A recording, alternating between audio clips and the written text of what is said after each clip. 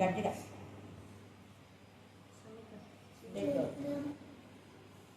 కొంచెం తల పైకెత్తు. Very good.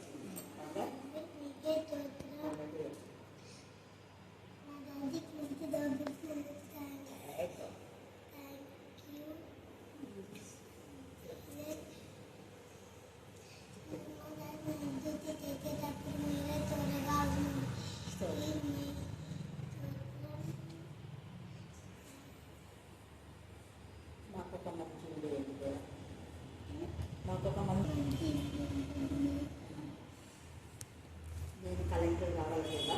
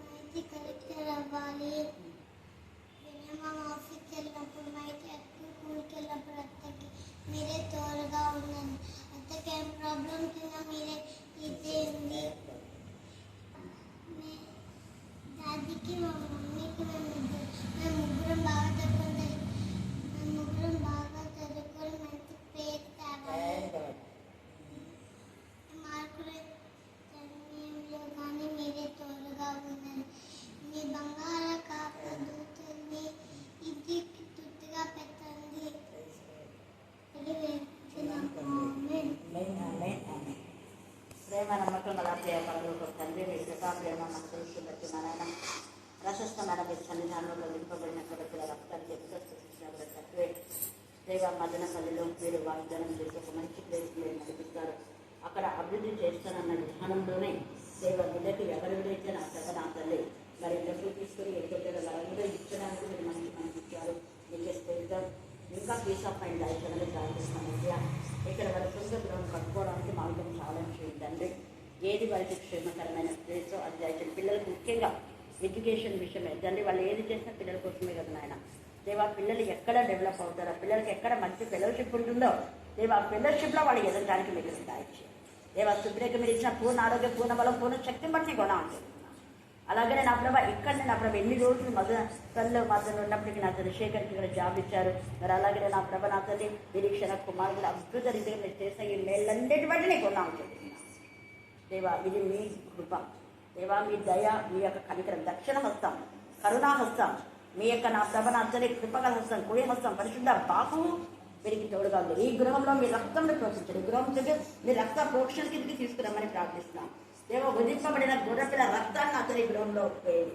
ఈ గృహంలో విన్నంత వరకు సన్నిధికాన్ని తోడుగా ఉంచమని ప్రార్థిస్తాం. నానాటికే బలాభివృద్ధి చెందేలా మీకు దాయిచ్చండి. వీరి సమస్తంలో మీరు ఆస్వాదిస్తున్నారు దేవ. ఇంట్లోకి వచ్చినప్పుడు వెళ్ళుచున్నప్పుడు మీ ఆశీర్వాదం దేవ. ఆఫీస్లో కూడా మీ ఆశీర్వాదం. అనేక పెద్దల మనన కుమారుకి దాయిచ్చండి. తోసాం ఇంకా నా ప్రభనాథని ఇంకా ప్రమోషన్స్లో ముందుకు సాగాలని మేము ఆశపడుతున్నాం. కృపదాయించండి. ప్రతి కేసు నా ప్రభ బిడ్డ నాథని సక్సెస్ చేసి నిన్ను గణపతిలా కూడా మీకు దాయించండి. దేవ సాధన చిన్న తల ఉంచుకున్నానే మీరు కృపదాయించండి. జ్ఞానాత్మక మరి నింపండి. బిడ్డకు మీ దూరం తోడుగా ఉంచమని ప్రార్థిస్తున్నాయా చూస్తాం. మరి నా ప్రభనాథని సజీవం కూడా మీకు తోడుగా ఉంటే ఎగ్జామ్స్ అన్ని రాయడానికి కృపదాయించేసినందుకు మీకు ఎంత స్థుతించా కూడా తక్కువ ప్రభావ చూద్దాం. దేవా స్థుతించి మా ప్రభనాథని మరి నిరీక్షణ కూడా మరి ప్రార్థన విన్నప్పుడు మీరు ఆలోచించండి. మరి అలాగే ముఖ్యంగా నా ప్రభనాథని సునీలికి ఇచ్చిన పిల్లలు దేవ మీ జ్ఞానాత్మక మీరు నింపండి ప్రభావం.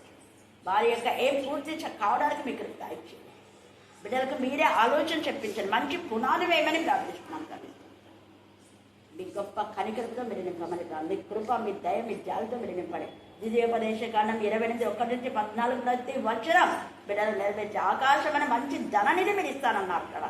2020లో దేవా మీకే స్తోత్రం. మీకే మీరు ఏ విధంగా సోర్స్ విడుదల చేస్తారో మాకు తెలియదు దేవా. సమస్త జ్ఞానం గురించిన దేవుని సమాధానం పీస్ ఆఫ్ మైండ్ నూతన శక్తి మరి ఈరోజు కూడా నా ప్రభ నా తల్లి మరి బ్లడ్ మా తల్లి ఇచ్చుండగా ఆ బిడ్డ రక్త దానంలో నా ప్రభ మీ రక్తాన్ని మేము జ్ఞాపకం చేసుకుంటున్నాం దేవా. మీ రక్తం మా ప్రభ అనేకులకు ఎలా ఉపయోగపడదు ఆ బిడ్డ కూడా నా రక్తం ఒక మంచి పర్సన్స్కి ఉపయోగపడడానికి మీకు దాయిచ్చు దేవా. మీకే స్తోత్రం.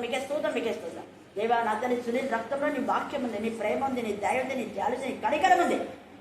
అవతల వ్యక్తి అలాంటి దేవా క్యారెక్టర్ గల వ్యక్తిగా ఆ రక్తం సరఫరా చేయబడింది కాక దేవా. మీకే స్తోత్రం. రక్తదాన శిబిరాల్లో కూడా బిడ్డ చేసిన డ్యూటీలో మీరు తోడుగా సక్సెస్ చేశారు. అందుకు నేను స్థుతిస్తున్నాను దేవా. నీ నెమ్మది, నీ సమాధానం కాపుదల ఇప్పుడు ఎల్లప్పుడూ మీరు మాకు దాచి మరలా పడేంత వరకు మీ సన్నిధిగానే తోడుగా ఉంటుంది. ఈరోజు నన్ను జీసస్ కాల్సిన మంచి విఫలంగా వాడుకున్నారు. అనేకులను మధ్యని చూస్తూ అనేకులు అద్భుత కార్యం జరిగించడానికి ఇప్పుడు దయచేస్తున్నారు. వాళ్ళ రివైవల్ కలుగజేస్తున్నారు. దాన్ని వాక్యం ప్రతి ఎక్కడో మీరు మాట్లాడినారు. స్తోత్రం దేవా. మీకే స్తోత్రం. ఇలాగా మా యొక్క ఫెలోషిప్లో ఉన్న బిడ్డలందరూ ఎక్కడెక్కడ ఉన్నాం వారందరిని ఆస్వాదించారు. అందరికీ సొంత గృహాలు ఇచ్చారు ప్రభా దేవా. నీకే స్తోత్రం. సునీల్ కూడా ఒక చక్కటి గృహాన్ని మీరు ఇస్తున్నారు. అందుకు నేను స్తుతిస్తూ మమ్మను ఆత్మను మీ చుట్టూలేగా సమర్పిస్తూ ఏసునామమున ప్రార్థిస్తున్నాం తండ్రి. ఆమేన్. 36-44 వరకు చదువుకున్నాం. పరిసయ్యులలో ఒకడు తనతో కూడా భోజనము చేయవలెనని ఆయన అడిగెను. ఆయన ఆ పరిసయ్యుని ఇంటికి వెళ్ళి భోజన పంక్తిని కూర్చుండగా ఆ ఊరిలో ఉన్న పాపాత్మురాలైన ఒక స్త్రీ యేసు పరిసయ్యుని ఇంట భోజనమునకు కూర్చున్నాడని తెలుసుకొని ఒక బుడ్డిలో అత్తరు తీసుకొని వచ్చి వెనుక తట్టు ఆయన పాదముల యొద్ద నిలువబడి ఏడ్చుచు కన్నీళ్లతో ఆయన పాదముల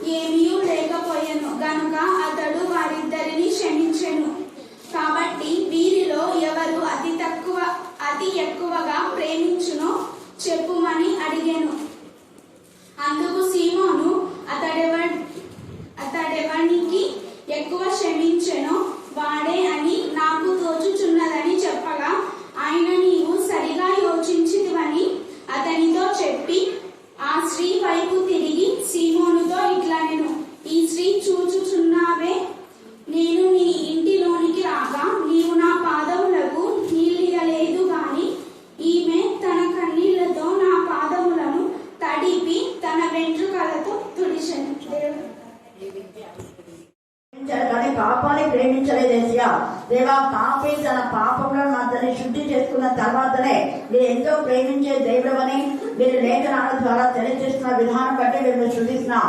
ఇలాంటి కాలంలో అక్రమంలో దాచిపెట్టగా నా తల్లి దేవ అక్రమం నా ప్రభావ ఒప్పుకొని నా తల్లి దేవ విడిచిపెట్టే విధంగా పాపంలో ఒప్పుకొని విడిచిపెట్టే విధంగా ఇక మీద చేయకుండా ఉండే జీవితం ప్రతి ఒక్కరికి మీరు దయచేయండి. తద్వారా వారిని మాత్రమే మీరు ప్రేమిస్తారని సెలవించిన విధానం బట్టి మీరు శుద్ధిస్తూ తప్పుడు బోధ నుంచి దుర్బోధ నుంచి మమ్మల్ని అందరూ కూడా మీరు విడిపించండి. ఆయన మీకే స్తోత్రం, మీకే స్తోత్రం, మీకే స్తోత్రం, మీకే స్తోత్రం, మీకే స్తోత్రం, మీకే స్తోత్రం. ఎంతవరకు పరీక్ష అవసరం బిడ్డ రిజల్ట్స్ కోసమే వెయిట్ చేస్తుండగా వారికి మంచి మా ప్రభావం అంతా రిజల్ట్స్ మీరు ఇవ్వండి తండ్రి. వారి కష్టంలో తగిన ఫలితాలు మీరు దయచేయ. అలాగనే కోచింగ్ వెళ్ళిన బిడ్డలు కూడా ఎక్కడ కోచింగ్ తీసుకుంటున్నారో అక్కడ ఆ పరిసరాల్లో బిడ్డకు నెమ్మది క్షేమాన్ని పరిశుద్ధతను మీరు ఏర్పాటు చేయండి. దేవ కనికరించండి, కృప దయచేయడానికి ప్రార్థిస్తున్నాం. దేవ చెడు అలవాట్లకు రచ్చని గురి కాకుండా మీ జ్ఞానాన్ని మీ వివేకాన్ని మీరు దయచేయడానికి ప్రార్థిస్తున్నాం. ప్రతి అంధకారం చేసే నుంచి నీ బిడ్డలందరూ కూడా మీరే విడిపించమని ప్రార్థిస్తున్నాం. బాల్య దినంలోనే సృష్టికర్త నేను జ్ఞాపకం చేసుకోవడానికి ఇచ్చిన బిడ్డలకు మీరు ఇచ్చిన విశ్వాసాన్ని నమ్మకత్వాన్ని వారికి ఇచ్చిన ఆసక్తి తపన దృష్టిని బట్టి మేము సూచిస్తున్నాం. దాని ప్రతి రోజు లేఖన భాగాలు నేర్చుకొని నా తల్లి వారి జీవితాన్ని షేర్ చేసుకుంటున్నారు. అందుకు మేము స్థుతిస్తున్నాం. ఈ బిడ్డలో ఏ ఒక్కరు పడిపోకుండా మీరే వారి గైడ్ చేయమని ప్రార్థిస్తున్నాం. మీ యొక్క రెక్కల మాటలు దాచుకోమని ప్రార్థిస్తున్నాం. మీ జ్ఞానాత్మతో నింపమని ప్రార్థిస్తున్నాం. దేవ దుష్టుల ఆలోచన చెప్పిన బిడ్డలు నడవకుండా నా ప్రభా భక్తిహీనల త్రోవలు వెళ్లకుండా నా తండ్రి బిడ్డలకు మీరే జ్ఞానం కలుగించమని ప్రార్థిస్తున్నాం. ఏ త్రోవలో వెళ్తే నీ రాజ్య మార్గం వెళ్తామో, ఏ త్రోవలో వెళ్తే జీవ మార్గానికి వెళ్తామో తెలుసుకొని ఆ మార్గంలో పయనించే వెలుగా ఉండటానికి మీ జ్ఞానం కలుగించమని ప్రార్థిస్తున్నా.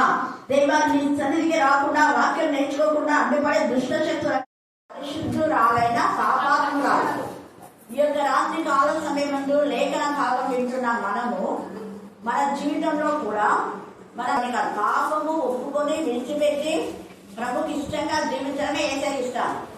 కానీ మనోడు కొంతమంది తప్పుడు బోధలు దేవుడు పాపల కొరకే వచ్చాడు, కానీ పాపములు ఏసై యొక్క శిలువ యాగము, ఏసయ శిలువ త్యాగము, ఏసై యొక్క శిలువ విలువ రక్త నిబంధన. ఏంటా రక్త నిబంధన అంటే పాపం నుంచి మనం విడిపించి పరిశుద్ధులుగా చేయడమే నిబంధన. ఎవరైతే తమ పాపములను ఒప్పుకొని విడిచిపెట్టారో వారిని పరిశుద్ధులుగా చేస్తారు. పరిశుద్ధులుగా చేయబడిన వారినే ఏసై ప్రేమిస్తారు. ఇప్పుడు చదివినది అదే కదా మన లేఖన భాగంలో. మీరు ఇంటికి వెళ్ళిన తర్వాత మళ్ళా చదవండి. ఇక్కడ పరిసయ్యులలో ఒక్కడు ఏసైని భోజనానికి పిలిచాడు. పరిసయ్యులు అంటే వాళ్ళేమనుకుంటారు, పరిసయ్యులు మేము చాలా పరిశుద్ధులం, వాళ్ళకు వాళ్ళే పరిశుద్ధులు అని సీన్ వేసుకుంటున్నారు. కానీ యాక్చువల్ గా వాళ్ళు పరిశుద్ధులుగా లేరు అన్నది ఏసై చెప్తున్నాడు కదా, మనం చెప్పేది కాదు. పరిశుద్ధుడము అని అనుకుని ఆయన ఏసైని పిలిచాడు. ఏసై కూడా అంటే ఈ పరిసయ్యులు సగం లోకం సగం దేవుడు అనే పరిస్థితిలో ఉండాలి. పైకి భక్తి కలిగి ఉండాలి కానీ దాని శక్తిని ఆశ్రయించేవారు. పై పాపాలు పడుకుంటారు కానీ హృదయం అంతా సహింప నలవి కానీ మత్సరంతో సహింప నలవి కానీ దేవునికి విరోధమైన ఆలోచనలు తలంపులతో నిండి ఉంటారు. వాళ్ళే పరిసయ్యులు అంటే. ఇక్కడ భోజనానికి పిలిచాడు కానీ ఏసైకు పిలిచిన విధానంలో సరైన విధానంలో ట్రీట్ చేయలేదు అక్కడ. అదే కదా మనం ఎవరినైనా భోజనానికి పిలిచినప్పుడు వాళ్ళకి సరైన విధానంలో మర్యాద చేయకపోతే ఏమనుకుంటారు చెప్పండి? మీరే ఏమనుకున్నారు? ఎందుకు వచ్చినామో అంటారా లేదా?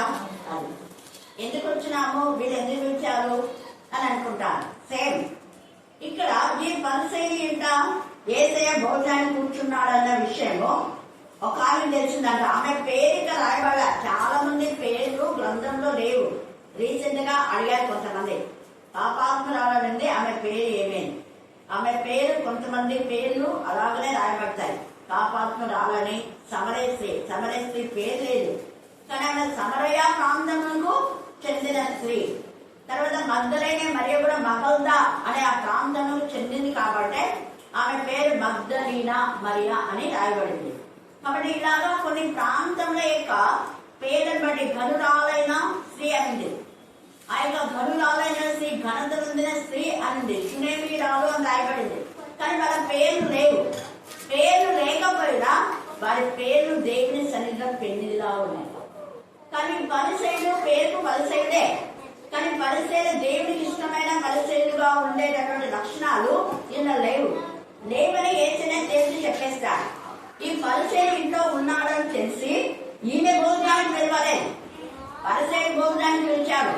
కానీ ఈమె ఏం చేసింది అంటే ఆ యొక్క ఏసయ్య అక్కడ ఉన్నాడని తెలిసి చూడండి ఒక బుడ్డితో అంటే అత్తరితో వచ్చి ఒక బుడ్డిలో అత్తరు తీసుకొని వచ్చి వెనక తట్టు అంట. ఎక్కడుంది వెనక తట్టు అంటే అప్పట్లో ఈ యొక్క యేసు ప్రభు గాని యూదులు ఎప్పుడు ఎలాగో భోజనం చేస్తారు అంటే ఈ యొక్క మోకాల మీదనే కాళ్ళు ఇలా దాక్కుంటారు. అంటే ముందు ఇలా భోజనం చేస్తుంటారు, వెనకాల కాళ్ళు ఉంటాయి, బల్ల ఉంటుంది. వాళ్ళు బల్ల పైన ఆ మోకాళ్ళు ఒకలాగా మోకాళ్ళు పెట్టుకునే వాళ్ళు భోజనం చేస్తారు. చాలా మంది కూడా ఆ వెనక వైపు కాళ్ళు ఉంటాయి, లేదా కూర్చొని కాళ్ళు ఇలా దాక్కొని ఈ పక్క ఇలా ఉండాలి. ఫేస్ వైపు ఉండగా కాళ్ళు వెనక పెట్టుకొని ఉంటారు. ఈ యొక్క ముఖ దగ్గరికి వచ్చేది ఎవరంటే ధైర్యంగా ఉన్నవాళ్ళు కదా. తప్పు చేసిన వాళ్ళు ముఖం మీదకి వస్తారా? రాలేదు. తప్పు చేసిన వాళ్ళు ధైర్యంగా మన ఎదురుకి రావడానికి భయపడకుండా ఊరికి అలా వచ్చి ఇలా వెళ్ళిపోతుంటారు. ఎందుకు? వాళ్ళు తప్పు కాబట్టి. తప్పు చేయని వాళ్ళైతే ధైర్యంగా లోపలికి వచ్చి కూర్చొని ఫలాంటిది మేము ఇలా చేశాను మమ్మల్ని క్షమించండి అని చెప్పడము ఏదో ఒకటి చేస్తాను. కానీ అలాగా క్షమాపణ లేని బ్రతుకులు ఏం చేస్తాయంటే అలా వచ్చి ఇలా వెళ్ళడం, లేకపోతే ఏదేదో చదగడం, గొరగడం ఇవన్నీ చేసుకుంటుంటారు మనసులోనే. ఇక్కడ ఈ పరిసయుడు బయటికి మాట్లాడలేదు, కానీ తన హృదయంలో ఈ యొక్క స్త్రీని గురించి చెడుగా మాట్లాడుతున్నాడు, చెడుగా ఆలోచిస్తున్నాడు. పైకి మాట్లాడకపోయినా చెడు ఆలోచన ఉంది ఆ స్త్రీని గురించి. ఏసై వెంటనే అర్థమైపోయింది. ఏసై చాలా రోషం వస్తుంది ఎవరి పట్ల?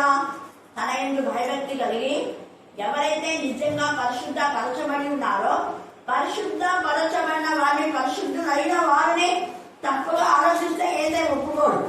నీతిమంతుడే అనీతిమంతుడు అనకూడదు, నీతిమంతుని దుష్టుడు అనకూడదు, దుష్టుని కూడా నీతిమంతుడు అనకూడదు. దుష్టుడైన వాడిని వీడు మంచివాడే అంటే అది కూడా కోపమే వేసాయి.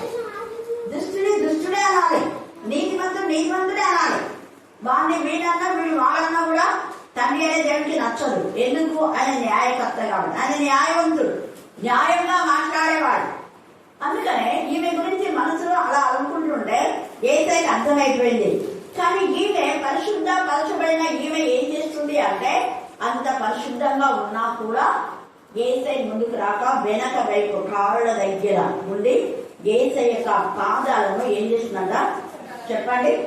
ఆ యొక్క అత్తరు తీసుకొని వచ్చి వెనక తట్టు ఆమె పాదం మీద నిలబడి ఏడ్చుచు, ఆమె ఏడుస్తూ ఉంది. ఆమె కన్నీళ్ళు ఆగడం లేదు.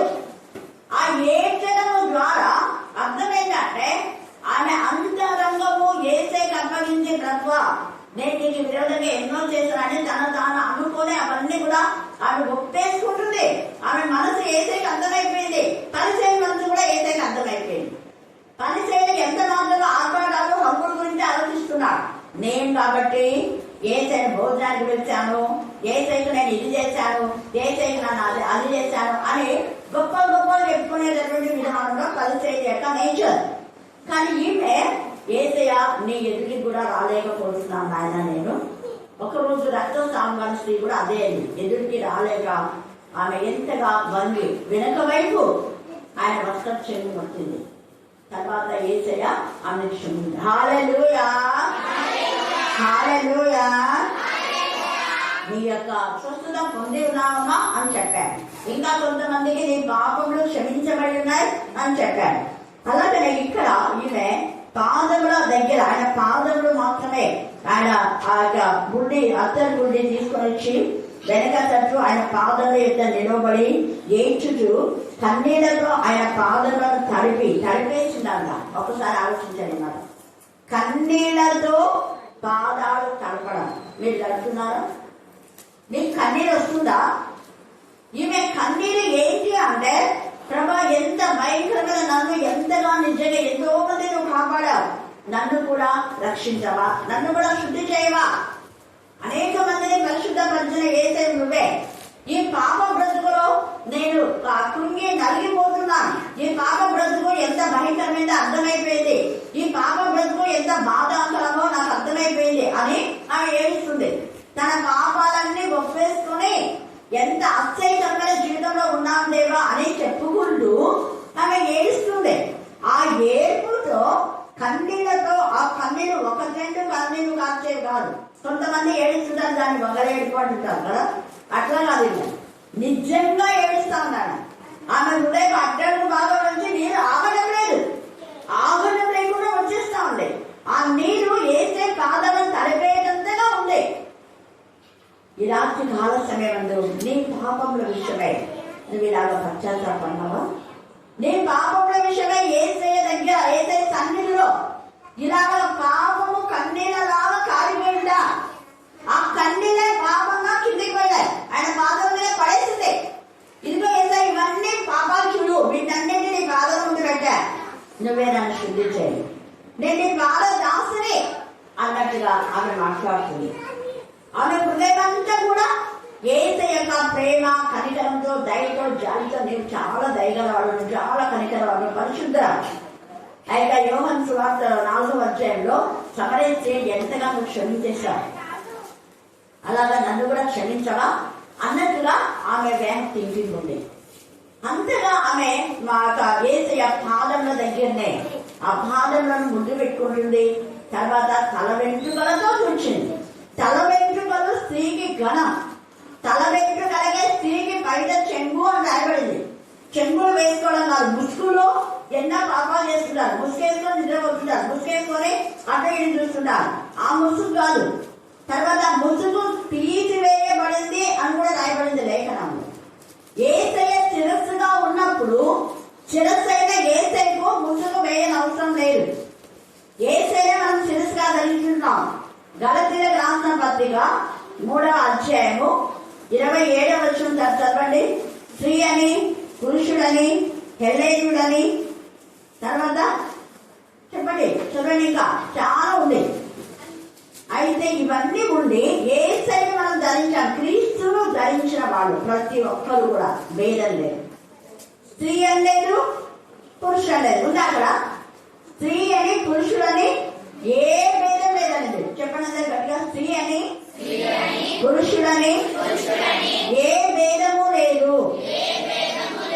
స్త్రీ అని, పురుషుడని భేదము లేదు అంటున్నాడు ఇక్కడ. ఏదైనా చెప్తున్నా అపోస్తలుడైన పౌలు పరిశుద్ధాత్మ ద్వారా తండ్రి అయిన దేవుడు పలికించిన మాటలనే రాశాడు, కానీ వేరేవి కాదు. ఎంత అక్కడ భేదాలు ఉండి ఉన్నాయి. పురుషులని, స్త్రీ అని భేదాలు ఉన్నాయి కాబట్టి, పురుషుడని లేదు, స్త్రీ అని ఏ భేదం లేదు కాబట్టి యేసయ్య మరి స్త్రీగా ఉన్నటువంటి మగ్దలేనే మరితో నువ్వు వెళ్ళి నా శిష్యులకు చెప్పు అన్నాడు. వాడు పురుషుడే. ఎందుకు నా శిష్యులకు చెప్పు అన్నాడంటే, నువ్వు ఎప్పుడైతే పరిశుద్ధ పరచమన్నావో నీకు నేనే శిరస్సుగా ఉన్నా. పరిశుద్ధ పరచబడిన వారందరికీ యేసయ్యే శిరస్సు. మరి యేసయ్యకు మనం ముసుకేయకూడదు, గుర్తుపెట్టుకోండి. చాలా మంది ముసుకేయకుండా ప్రార్థన చేస్తున్నారు, ముసుకేసుకోకుండా వాక్యం చెప్తున్నారు అంటుంటారు. అవివేకులు వాళ్ళు, వివేకులు కాదు. అవివేకులు కాబట్టే మాట్లాడతారు. వాక్యంలో ఒక చోట చదివి ఏదైనా మాట్లాడేసుకుంటారు. ఏది, ఎందుకు, ఎక్కడ, ఎలా రాయబడింది అనేది ఇక్కడ అర్థం చేసుకోవాలి. కొన్ని చోట్ల ముసుగు వేసుకోమని ఎందుకు చెప్తున్నారు అంటే, ఆ వెంట్రుకలంతా ఇచ్చుకొని వస్తుంటారు కదా చాలా మంది, అవి పక్కలో మీ ఎంట్రుకలు గాలికి మీ ముందు నెల నోట్లో పోతుంటారు, అందుకని ముసుగేసుకోమంటారు. విరబోసుకొని ఎంట్రుకలు వేసే వాళ్ళు ముసుగేది లేదా. అందుకే జడ జడ అన్నారు, కానీ జడలు అన్నారు. విరబోసుకొని దయ్యాలాగా రండి అని కూడా లేదు. దయ్యాలాగా పోతుంటారు మనం చాలా మంది ప్రార్థనలు, దయ్యాలాగా వెంట్రుకలంతా విరబోసుకొని అయిపోతుంటారు. ఏమి ఇంటి దగ్గర ఆపుకొని చక్కగా జడేసుకొని పోవచ్చు కదా, పోరు. ఇది చేస్తారు, మళ్ళీ అది మాట్లాడతారు ముసుగేసుకోవాలని. అక్కడ తేటగా 1 కొరింథీ 11:15వ వచనం చదవండి త్వరగా, తీసిన వాళ్ళు. ఏ స్త్రీ తల మీద ముసుగు వేసుకొనక ప్రార్థన చేయను. 15వ వచనం చెప్తున్నావా? నేను 15 చెప్పింది. స్త్రీకి తల వెంట్రుకలు బయట చెంగుగా. 11లో ఏమంటున్నాడు? ముసుగు వేసుకోకుండా ప్రార్థన చేయడం అన్నాడు. అర్థం ఏంటంటే ముసుగు అంటే వెంట్రుకలు. అందుకే క్లారిటీగా క్షౌరము గురించే ఉంది అక్కడ. ఆడపిల్లలు వెంట్రుకలు కత్తిరించుకోకూడదని అన్ని వెంట్రుకల గురించే ఉంటాయి. పురుషులు కత్తిరించుకోవచ్చు, స్త్రీ కత్తిరించుకోకూడదు అనేది. ఎందుకు అంటే స్త్రీకి తల వెంట్రుకలే ఘనంగా ఇవ్వబడినాయట. వెంట్రుకలే ఘనం. ఆ వెంట్రుకలే ఒక ముసుగుగా ఉన్నాయి ఆమెకు. అలాంటి వెంట్రుకలను కత్తిరించుకోద్దండి అని అర్థం. అక్కడ 15వ వచనంలో తేటగా చేర్చి చెప్పేస్తున్నారు. వీళ్ళకి అర్థం కావట్లా, అర్థం కాకుండా వ్యర్థంగా మాట్లాడుతుంటారు. ఇక్కడ ఈ వెంట్రుకలు ఘనమైన ఈ వెంట్రుకలతో ఆమె ఆయన పాదాలు చూస్తుంది. హల్లెలూయా, హల్లెలూయా, హల్లెలూయా. దాని అర్థం ఏంటంటే ఘనతగా నాకు ఇచ్చిన ఈ వెంట్రుకలు నీ పాదలకు సమర్పిస్తున్నా దేవా. నా ఘనత అంతా నీ పాద సన్నిధిలో నేను పెడుతున్నాను, నీవే గనుడవు అని చెప్పడానికి. శిరస్సు వంచి తల వంచి యేసయ్య పాద సన్నిధిలో తన బ్రతుకును పెట్టేస్తా ఉంది, తన జీవితాన్ని అర్పిస్తా ఉంది. అందుకే స్త్రీకి తల వెంట్రుకలు ఘనంగా ఇవ్వబడినవి అని రాయబడింది. దాన్ని బేస్ చేసుకునే గలతీయ రాసిన పత్రికలో స్త్రీ అని పురుషుని భేదం లేదు అని కూడా రాయబడింది. ఎందుకు అంటే క్రీస్తును ధరించిన మీరు, పరిశుద్ధాత్మల బాప్తిసం పొందిన మీరందరూ క్రీస్తును ధరించి ఉన్నారు. మరి క్రీస్తును ధరించిన మనం ముసుగు వేసుకోవాలా వద్దా అన్నది మీకే, మీ ఇంగిత జ్ఞానానికి మీరే ఆలోచన చేసుకోవాలి. ఇక్కడ ఘనమైన ఆమె యొక్క వెంట్రుకలు యేసయ్య పాదములకు నిలబడి ఏడ్చుచు. నీకు ఇష్టమైతే వేసుకో, కానీ వేరే వాళ్ళను భయంకరించారు. ముసుగు వేసుకొని ముసుగులో ఎన్ని పనులు చేస్తున్నారో అందరూ తెలిసి ఇప్పుడు ఎప్పుడైతే మాస్క్ అనేది వచ్చిందో అంటే చాలని ఇలాగంతా కప్పేసుకుంటున్నారు. కళ్ళు మూతి అంతగా కళ్ళు ఒక్కడే కనపడుతున్నాయి దయ్యాలాగా. లోపల చేసేవన్నీ నీచమైన పనులు. ఎందుకు వాళ్ళు అలా చేస్తారంటే వేరే వాళ్ళకి కనపడకుండా ఇవి ఎవరో ఐడెంటిఫై చేయకుండా ఎవరితో పడితే వాళ్ళతో తిరుగుతూ ఉంటారు అనమాట. అలాగా ప్రవర్తన సరిగా లేని వాళ్ళు, ప్రవర్తన బాగా ఉన్న వాళ్ళు మంచిగా ఏదో ఒక ఖర్చు పెట్టుకోవడమో లేదా మూతికి మాత్రమే మాస్క్ పెట్టుకోవడమో చేస్తారు. సరైన విధానంలో నిశ్చయంగా వాళ్ళు దుమ్ము వస్తుంది అనేది కాదు, కానీ అది వేరే. కొంతమంది అలా చేయవచ్చు, మంచిదే. కానీ దేవుడికి ఈ ముసుగులో విరోధమైన పాపాలు చేయకూడదు. ఈమె తలలో ముసుగు వేసుకుంటే వెతకలన్నీ తీసి అక్కడ వేసే పాదాలు కూర్చుదా లేదు కదా, వేసే పాద సన్నిధిలోకి వచ్చింది. దేవుని సన్నిధికి వచ్చిందామే, దేవుని సన్నిధిలోనే ఉంది, దేవుని సన్నిధిలోనే ప్రక్షాళన చేసుకుంటుంది. వేసే పాద సన్నిధిలో ఆమె యొక్క వెంట్రుకలతో ఆమె కన్నీళ్లతో చూస్తూ అంతగా ఆమె కన్నీరు కార్చేస్తా ఉంది. ఈ రాత్రి కాలంలో నీ పాపములు ఒప్పుకొని నీ కోసం మీ పిల్లల కోసం ఏడవండి అంటే పిల్లలు బలి తెగించే వారిగా వదిలేసి వారి గురించి ఏడుకుంటదు. ఎవరి గురించో ఏడుకుంటది. వాళ్ళ ఇంట్లో అన్నారు, వీళ్ళ ఇంట్లో అన్నారో ఏం చేసుకుంటారు కడుపు మంటగా. వాళ్ళ పిల్లలు బాగా వాక్యం చెప్తున్నారు, వీళ్ళ పిల్లలు బాగా చదువుకుంటున్నారు, వాళ్ళ పిల్లలు పైకి పోతున్నారు. ఈ ఏడుపులు కాదు ఉండాల్సిందే. ముందు నీ పిల్లల ప్రవర్తన సరి చేసుకో. నీ పిల్లల వాక్యం లేదు అని దేవుడి సంద కన్నీరు కాదు. నీ పిల్లల వాక్యం చదవడం లేదు అని, నీ పిల్లలు భయంకర రౌడీ లాగా ఉన్నారని కన్నీరు కాదు దేవుడి సందిలో. రౌడీని సపోర్ట్ చేస్తావే దేవుడు అంటున్నాడు ఇలాంటి కాలం. ఇక్కడ ఈ పరిచయం ఏమనుకున్నాడు, ఈమె ఒక పాపాత్మురాలు, ఈమెనేంది ఈయన ఇలా సపోర్ట్ చేస్తున్నాడు, తను ముట్టుకుంటున్నది పాపాత్ములని ఆయనకు తెలీదా? ఆయన ఒక ప్రవక్త కదా అంటే మనసులో యేసయ్యని పెంచాడు, యేసయ్యని గౌరవించాలని ప్రజలందరూ తెలిసేలాగా ఉన్నాడు. హృదయం మాత్రం యేసయ్య మీద గౌరవం లేదు. హృదయంలో ఏమనుకుంటున్నాడు, ఈయన నిజంగా ప్రవక్త అయితే దాని ప్రవక్తనే పిలిచింది. నువ్వు దేవుడి కుమారుడని పిలిచావు, ప్రవక్తనే పిలిచావు. మరి దేవుని కుమారుడని పిలిచి ప్రవక్త అని తెలిసి పిలిచి మన హృదయంలో నిజంగా ప్రవక్త అయితే ఈమె కాపాడుతున్నారు కదా, ఈమెను మరి తాకుండా చెప్పాలి కదా అని అనుకుంటున్నాడు. అప్పుడు వెంటనే యేసయ్య ఉదాహరణ చెప్పి ఈయన ఎక్కువ పాపములు క్షమించబడినాయి. ఏమైంది? క్షమించబడిన. హల్లెలూయా, హల్లెలూయా. ఆమె క్షమించబడిన పాపే. మరి నువ్వు పాపాలు ఒప్పుకొని క్షమాపణ పొందుకొని బ్యాప్టిజం తీసుకున్నావా? బ్యాప్టిజం తీసుకున్నానే విర్రవీగుతున్నావు, సిగ్గు లేకుండా చేసే పాపాలన్నీ చేసేస్తున్నావు. చేసే పాపాలన్నీ చేసుకున్నా మళ్ళీ యేసయ్య పాపాలను ప్రేమించడానికే వచ్చాడు.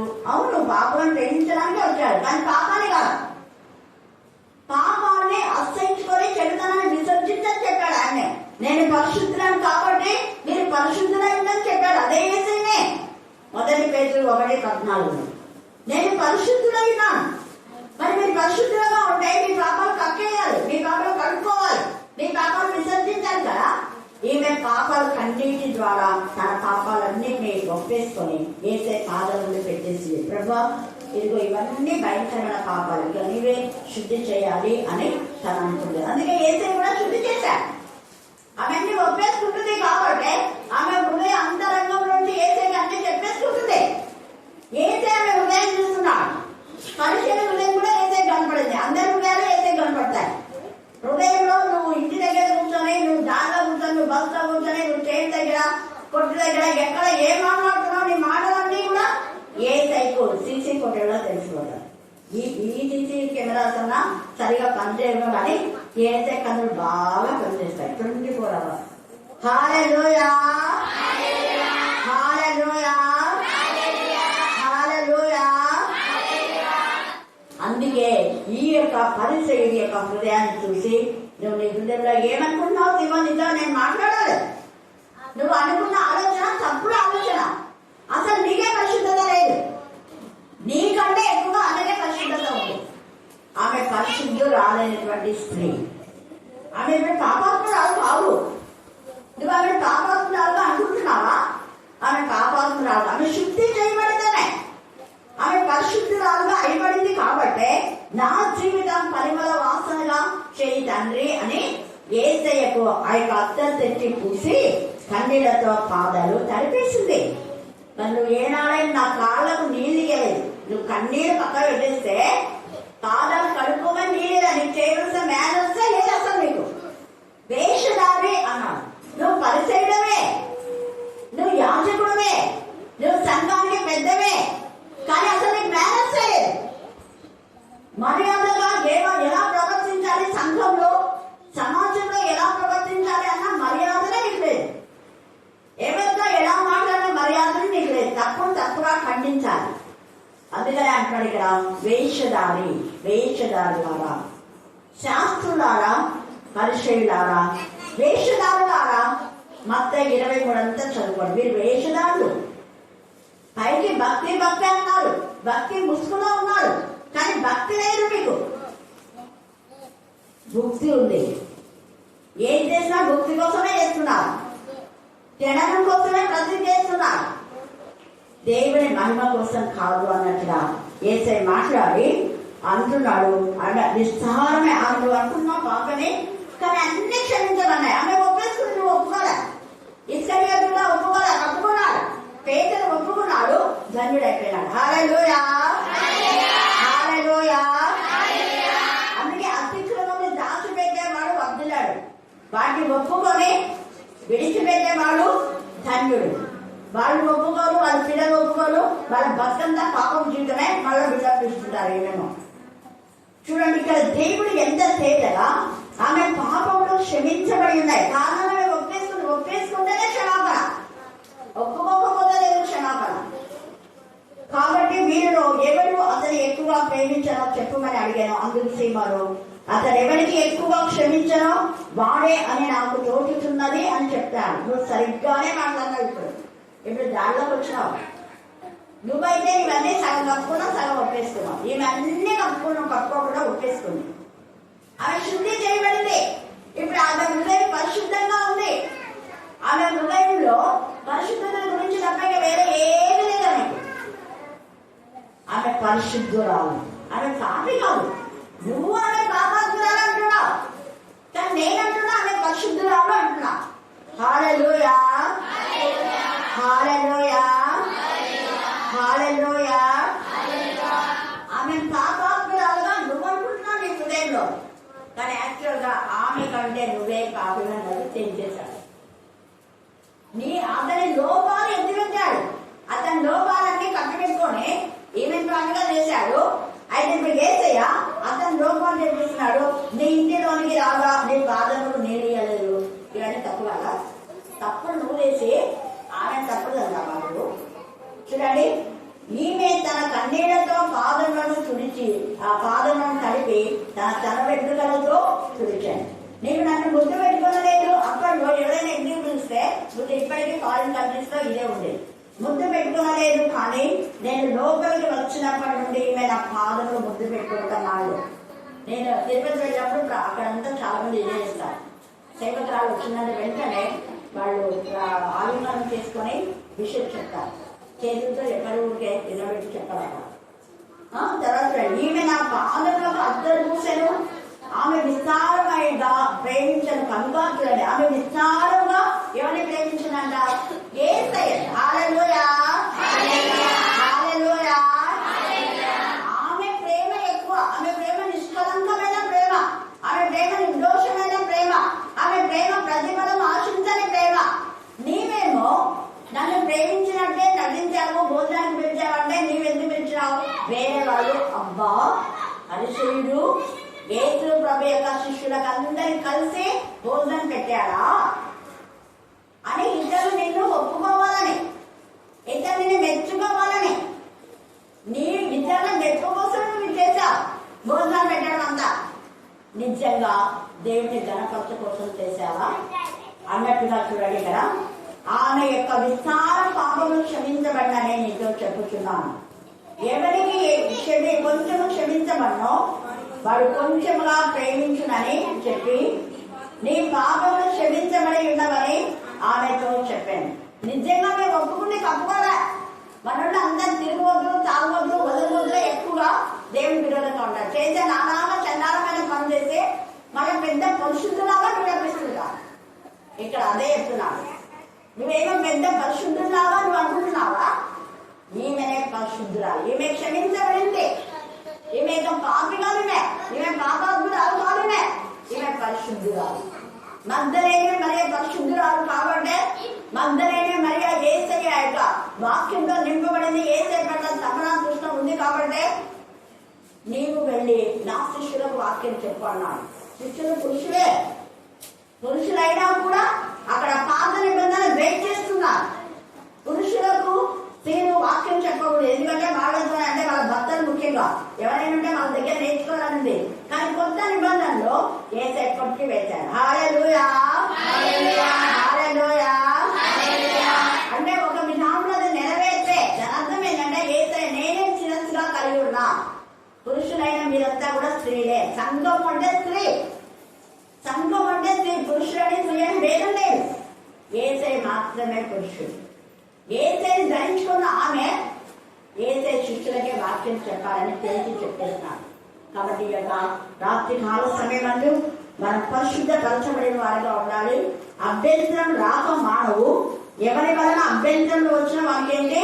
శ్రమ. మరొకసారి చెప్పండి అందరూ, అభ్యంతరములు రాక మానవు. ఎవరి వలన అభ్యంతరములు వచ్చునో వానికి శ్రమ. వాక్యం చెప్పేటప్పుడు ఎవరైనా ఆటంకం వచ్చినా, గట్టిగా కేకలు వేసినా, బయట ఏమన్నా దేవుని విరోధంగా చేసినా వాళ్ళకే శ్రమ. అంటే వాళ్ళ శ్రమను వాళ్ళే కోరుకుంటున్నారు, వాళ్ళ పాపాన్ని వాళ్ళే సమకూర్చుకుంటున్నారు. దాని శిక్ష భయంకరం. దేవుని చూస్తూ ఉన్నారు. భయంతో భక్తితో దేవుని ఆరాధించాలి. హృదయ అంతరంగం అంతా యేసయ్య తెలుసు. కాబట్టి ముందు నీ బతికేంటో చూసుకో అని ఇక్కడ చెప్పేస్తున్నాడు. ఈ రాత్రి కాల సమయమందు మనం శుద్ధి చేయబడిన బిడ్డగా, హృదయ శుద్ధి గలవారు ధన్యులు వారే దేవుని చూస్తారు. 8వ వచనం మత్తయి వార్త 5:8. అందుకని మగ్దలేనే మరియా శుద్ధి చేయబడింది కాబట్టి పునరుద్ధానుడైన యేసయ్యతో మాట్లాడి యేసయ్యను చూడగలిగింది, ధన్యురాలైంది. కాబట్టి ఈ రాత్రి కాల సమయమందు శుద్ధి చేయబడిన వాళ్ళే వాక్యంలో ప్రకటించాలి. దేవుడు ఈ లేఖన భాగాన్ని దీవించి ఆశీర్వదించబడును గాక. ఆమేన్, ఆమేన్, ఆమేన్.